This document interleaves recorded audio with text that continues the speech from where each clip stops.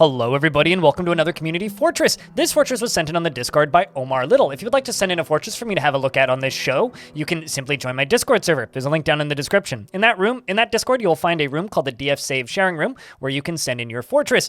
Simply follow what everybody else is doing and I'll probably take a look at it eventually. Might take me a month though.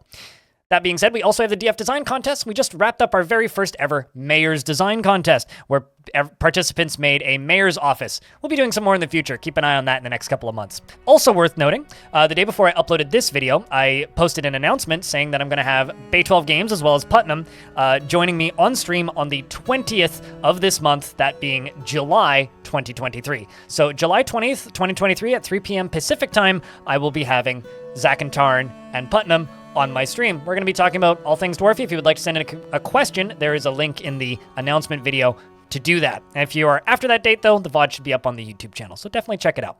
But let's dive into this particular fortress here of Heldwalls. So Heldwalls, they say nothing too fancy, just some fun with lava and places to trap goblins and stuff. So we're going to first take a real quick look at this lovely road, which has a sleeping person here, several of them, in fact, as well as a coyote. How adorable. It'll wake up eventually, I'm sure. Over here, we have lovely weapon traps that are filled with various steel things. I like to fill them all up with 10, but these are all filled with 1, which some of them have multiples. These ones seem to be filled with bolts, which I'm always very perplexed by. It's like, who reloads those? And then we have this entryway with various drawbridges. I'm assuming this is the side that the dwarves take, and then this side right here is the side that the enemies take. So they walk around this long walkway with various traps in it until they eventually get down to here, at which point then they are forced to run the gauntlet of jumping over all of these tiny little traps. Something that I would do if I was building a setup like this is I would take a pig, and I would dig like a 3x3, and I'd put the pig on a chain, right?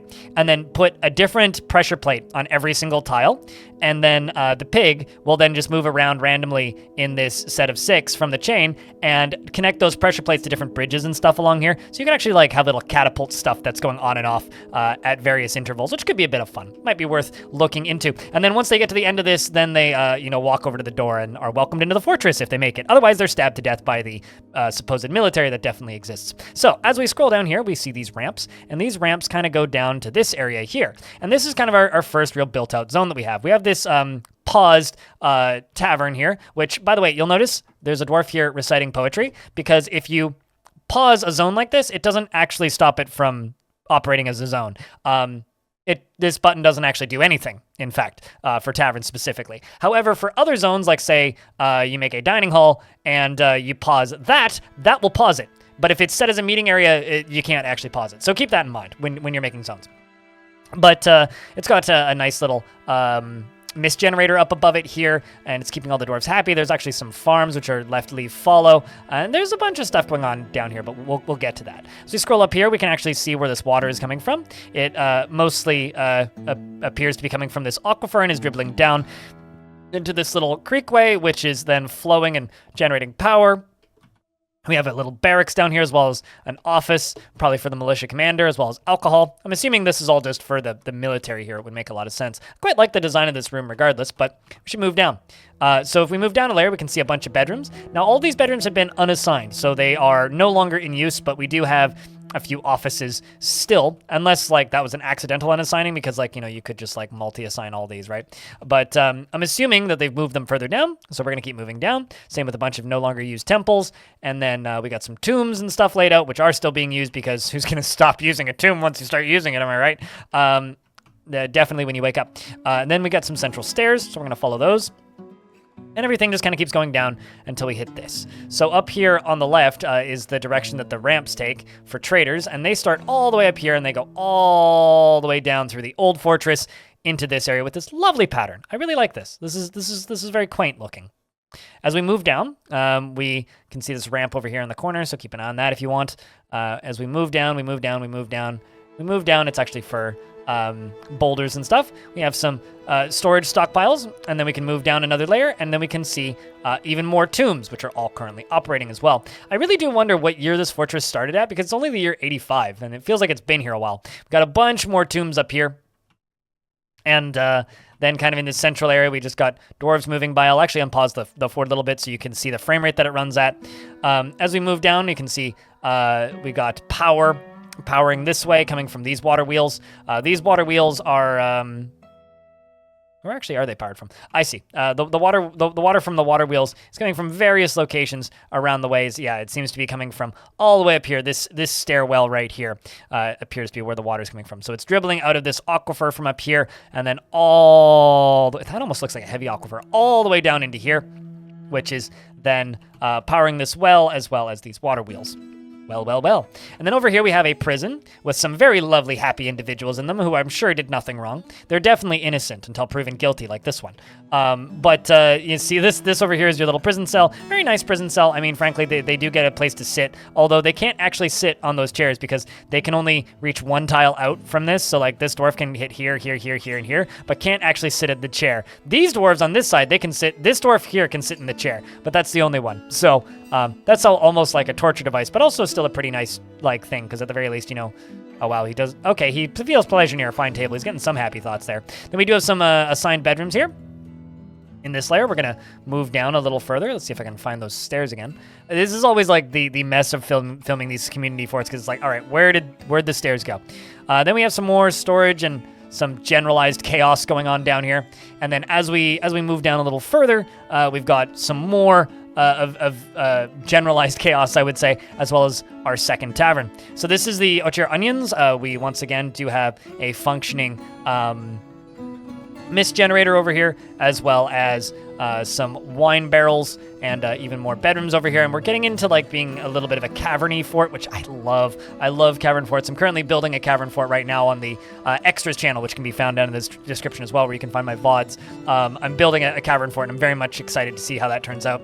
Then there's these little stacked bedrooms, which kind of pop up periodically, which kind of terrify me because I don't know, just diagonal doors look wrong to me.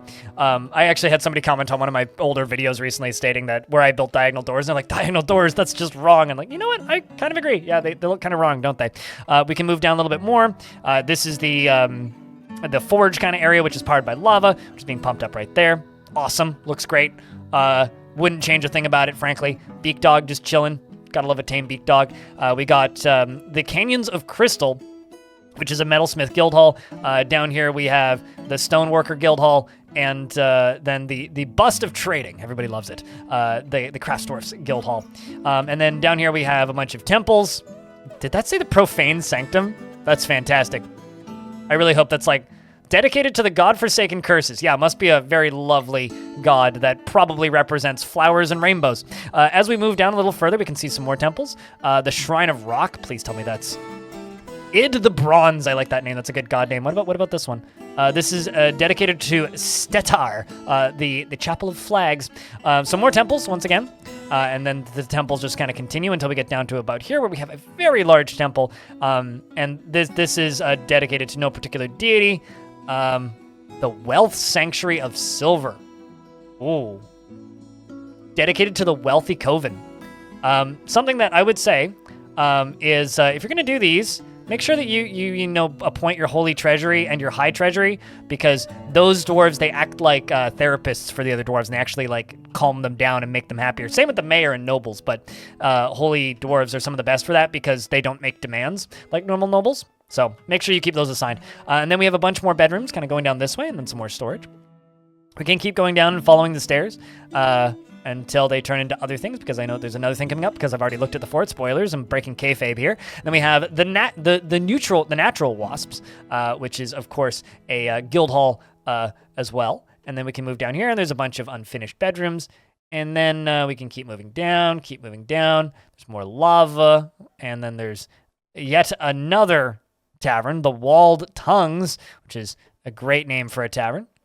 And then you can see the pump stack over here on the left as we continue to move down. And then there's this kind of cavern fort down here, which I really like, which is probably my favorite part of this fort, is the fact that this is all down here. So this is a beautiful cavern fort filled with stray eagles and chickens and pigs and bears, perfectly normal livestock that people who farm livestock farm, probably. I don't see anything wrong with this.